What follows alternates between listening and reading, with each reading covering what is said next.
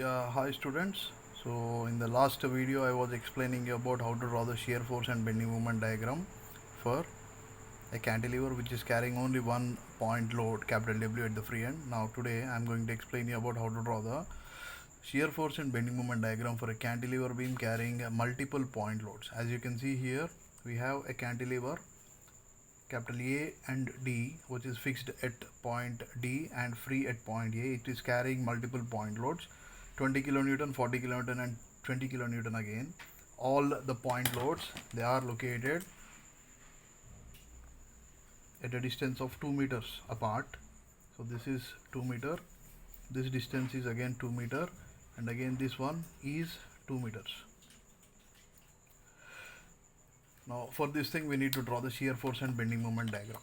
Okay, now for this thing what I'm going to do here is, let me consider a section capital A and A. I'm considering the first section capital A and capital A. Now this section is located exactly at a distance of small x from the free end capital A. It is located exactly at a distance of small x from free end capital A. Now shear force, I'm calculating the shear force at point A. Shear force at any section, let me write down here, shear force at any section x, right? So as I told you, the definition of shear force is nothing but the algebraic sum of all the unbalanced forces towards left or right side of the section. And I told you a trick how to draw the shear force diagram and bending moment diagram for a cantilever. Always start the shear force and bending moment diagram for a cantilever from the free end. So I have drawn a section capital A and A at a distance of x from the free end. So it is exactly a distance of x from the free end. Now I am considering right side of the section. That means towards point A, towards the free end A. Now towards right side of the section, we have only one force. 20 kilonewton. So shear force at any section x will be equal to 20 kilonewton.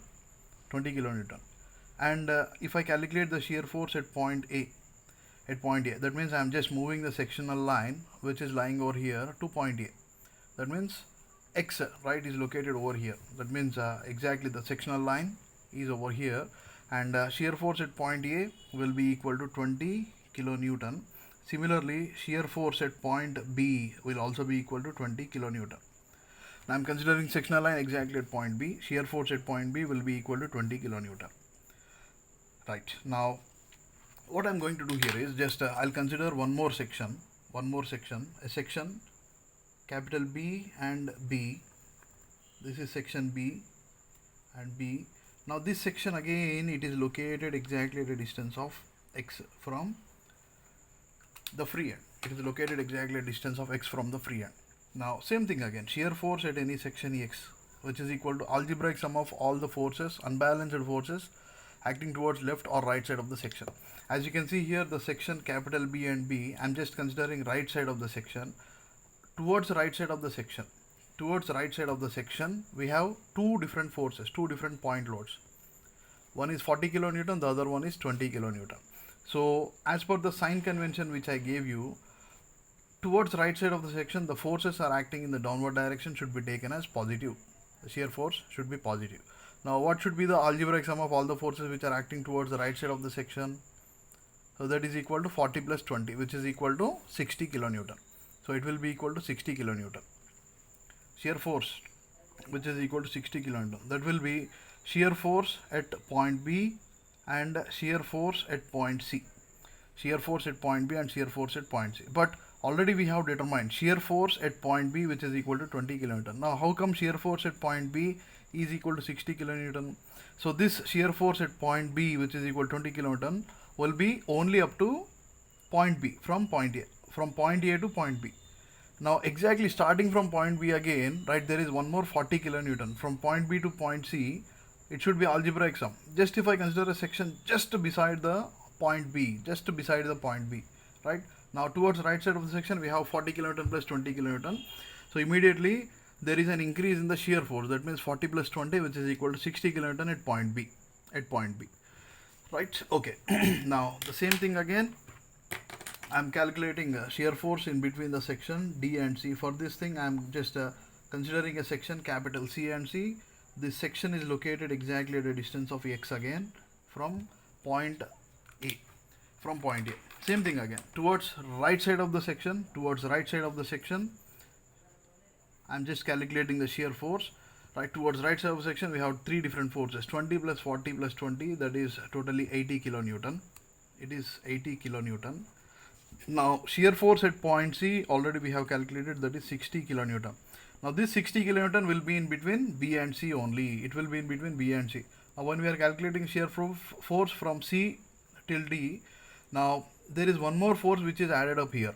That is along with 20 plus 40, there is one more 20 kilonewton. 40 plus 20 is 60 plus 20 is 80 kilonewton. Now towards the right side of the section we have 20 plus 40 plus 20, which is equal to 80 kilonewton. That means shear force at point C will be equal to 80 kilonewton. In between section B and C, at point C, the shear force will be equal to 40 plus 20, which is 60. But when we are calculating right side of the section C and C, shear force at point C will be 80 kilonewton. So this will be 80 kilonewton. That means shear force at point C is 80 and shear force at point D is also equal to 80 kilonewton. 80 kilonewton. So that is regarding shear force. Now let me draw the shear force diagram. So as you know very well that shear force diagram can be drawn. First I am drawing the baseline. As you can see here, this is the baseline.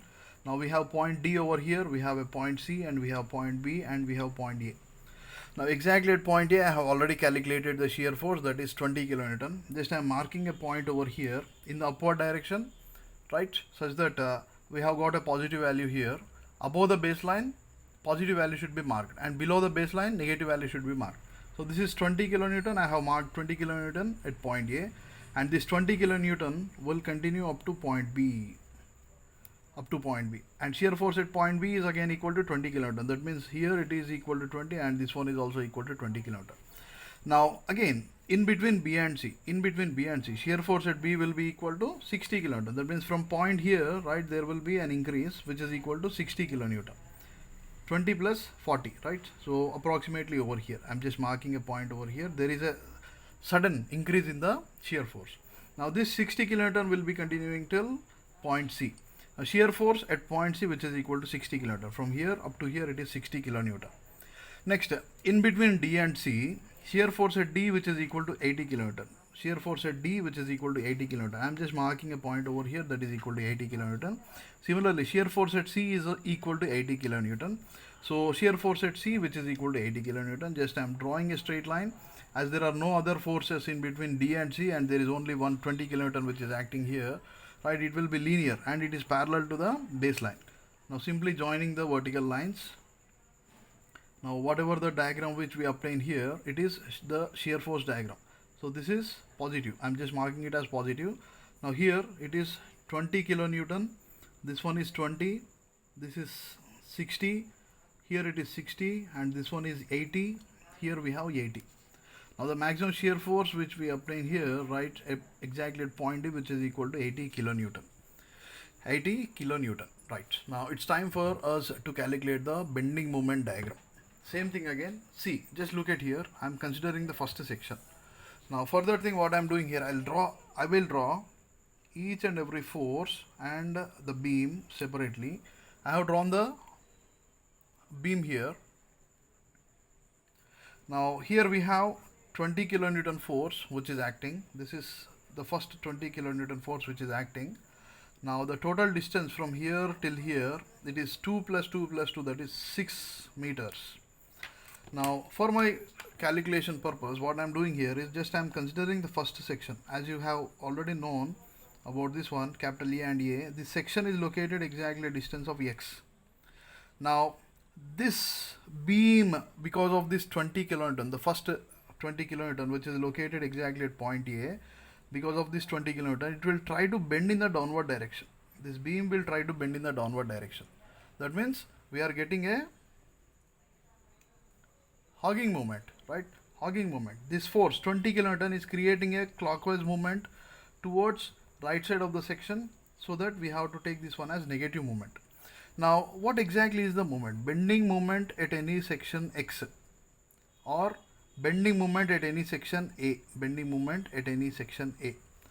So I have called this section as capital A and A, right? Similarly, we have to call this one as shear force at any section A, and this one is shear force at any section B. This one should be shear force at any section C. Now bending moment at any section A will be equal to 20 multiplied by X. This is 20 multiplied by X with a negative sign. Why negative? Because it is creating a negative bending moment. Minus 20 multiplied by X. Now my intention is to calculate the bending moment at point A and point B. Bending moment at any section X is equal to 0 meters. That means X is equal to 0. That means from point A, right, when X is substituted as 0, then A will be equal to the point where we are calculating the bending moment. Now that means bending moment at any point A will be equal to minus 20 multiplied by 0 is 0. Similarly, bending moment at any point X is equal to 2 meters. X is equal to 2 meters from point A is point B. That means bending moment at point B, now this is equal to minus 20 multiplied by 2, this is equal to 40, minus 40 kilonewton meter. This is minus 40 kilonewton meter. Just we need to remember these values. Bending moment at point A is equal to 0, and bending moment at point B, it is equal to 40 kilonewton meter. Similarly, I am drawing one more beam here, right, for the second section. Same thing again. There is one 20 kilonewton force. We have one 20 kilonewton force here, and there is one 40 kilonewton force, right? Now this is at point A and this one is at point B. We have one more point over here C, and this is point D. I am not considering the remaining forces, just for my convenience here, right? I am drawing a section here, right? Any section, right? Let us take this one as X and X, or B and B, your wish. It is located exactly a distance of X. Now these two forces will try to bend the beam in the downward direction. Same thing again, it will try to bend the beam in the downward direction. Now my intention is to calculate the bending moment for these two forces exactly at this section. Now bending moment at any section X and X, right, will be equal to 20 kilonewton multiplied by X minus 20 into X. 20 multiplied by perpendicular distance is X. Right, now what will be this distance? As we know that this distance is 2 meters and the total distance is X, the other distance will be X minus 2. This one will be X minus 2. Okay, now 40 multiplied by this distance here, it is X minus 2. Algebraic sum, plus minus 40 multiplied by X minus 2. So I can write this equation as minus 20X minus 40 into X minus 2. Now already we have calculated the bending moment up to point B, that means up to 2 meters. Now no need to calculate the bending moment again for point B. Already we have obtained the bending moment for point B, which is equal to 40 kilonewton. Now I'll go with point C directly. Or let us substitute 2 meters again. Bending moment at any section X is equal to 2 meters. That means bending moment at point B. From point A, 2 meter, right, that is point B. It is located exactly at point B. Okay.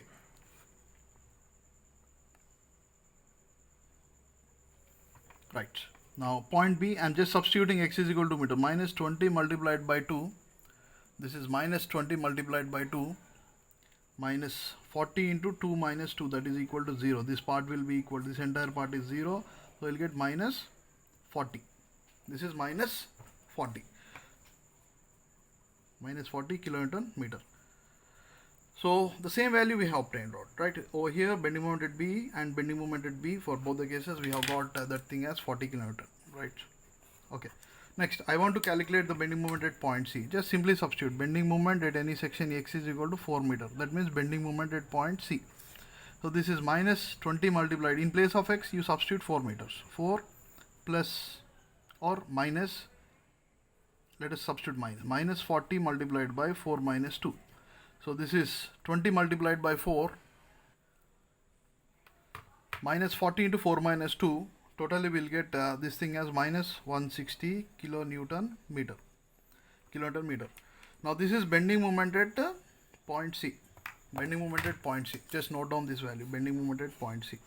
Next, same thing again. I'm now drawing the same diagram again. This is 20 kilonewton. We have 40 over here, and there is one more 20. Now this is at point A, this one is at point B, this one is at point C. We have 2 meters, and this one is also 2 meter. And I'm drawing a sectional line over here. Let this sectional line be C and C. This sectional line is located exactly at distance of X. This is located exactly at distance of X. Now 20 kilonewton is located at X. Then what about 40? 40 will be located exactly distance of X minus 2. Now when this is located exactly at 40, 40 is located exactly at X minus 2, then what about 20 here? This 20 kilonewton is located exactly at distance of X minus 4. The distance will be X minus 4. Okay, now I'm calculating. I'll just write down the equation first. Bending moment at any section C and C will be equal to, same thing again, 20 multiplied by X minus 20 into X minus 40 into perpendicular distance is X minus 2. X minus 2, same thing again, 20 minus 20 multiplied by X minus 4. 20 multiplied by X minus 4. Now same thing, right? Bending moment at any distance X is equal to 4 meter. That means bending moment at point C. I want to calculate bending moment at point C. Just substitute X is equal to 4 here. We'll get the same value. 4 minus 4 will be equal to 0. You'll get 20 into 4 minus 20 into 4 minus 40 into 4 minus 2 will be equal to minus 160 kilonewton. Similarly, when we calculate bending moment when X is equal to 6 meters, that means bending moment at point D. So this will be 20 multiplied by minus 20 multiplied by 6 minus 40 multiplied by 6 minus 2 is 4 minus 20 multiplied by 2. So this will be minus 320 kilonewton meter. So we have different points over here, right? So we got bending moment at point A, we got bending moment at point B, we got bending moment at point C, right? Over here, where is it? Yes, here, right? This one is bending moment at point C, and we have bending moment at point D, which is equal to minus 320 kilonewton meter. 320 kilonewton meter, right? Now it's time to plot the bending moment diagram now. Now the same thing again, right? The only one thing you can do here is just draw a baseline, right? Below the baseline all the negative values, and above the baseline all the positive values should be drawn. At point A, bending moment is equal to 0. I'm plotting 0 here. Now exactly at point B, as you can see here, it is minus 40. At point B, in the downward direction, we have minus 40. I'm just marking a point there. It is minus 40 kilonewton meter. Next, at point C again, right? We have point C minus 160. So I'm marking minus 160 here. This is minus 160. So as you are plotting it below the baseline, no need to indicate plus and minus, right? Just all the values are plus, because below the baseline it will be negative. Just for your convenience, I'm marking it as minus over there, and I have changed it to positive. Next, exactly at point D, we have 320. So this point, right, we have 320. Now as you can clearly see the equation here, bending moment equation, 20 multiplied by X to the power 1. That means to the power 1, right? So the bending moment curve will be linearly varying. If at all it is square, 20 into X square, then it will be parabolic. 20 into X cube, then it will be cubic parabola, like that. So I'm simply drawing a straight line in between B and A. Same thing again, draw a straight line in between these two things. Same again, draw a straight line in between these two things. So we have the bending moment diagram here. Now I'm marking it as negative. So this is point C, this one is point D. The maximum bending moment which we obtained here is 320. This one is 320. So that's it. So this is the way where we draw the shear force and bending moment diagram for a cantilever beam which is carrying multiple point loads. Thank you.